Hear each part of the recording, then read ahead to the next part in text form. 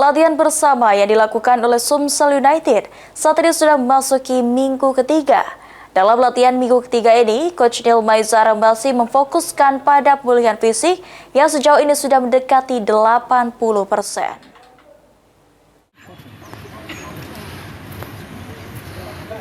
Langsung di bawah arahan pelatih kepala Neil Maizar, Sumsel United melakukan latihan di lapangan Panahan Jakabareng Sports Center. Dalam latihan yang sudah memasuki minggu ketiga ini, pemain Sumsel United masih difokuskan pada pemulihan fisik guna menghadapi kompetisi Liga 2 mendatang.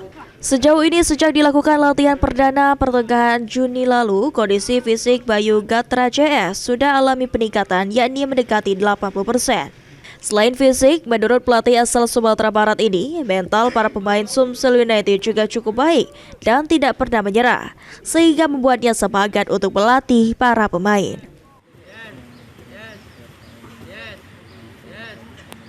Kondisi fisik pemain dari awal itu masih 60%, sekarang sudah mendekati 80%. Keluar tadi coba, saya itu progres yang sangat luar biasa, motivasi mereka sangat luar biasa. Ya dalam latihan mental tandingnya tidak pernah menyerah. Rencananya, usai melakukan latihan fisik, pada minggu keempat mendatang pemain Sumsel United akan difokuskan pada taktik permainan, mulai dari cara bertahan dan menyerang. Tim Liputan, PAL TV.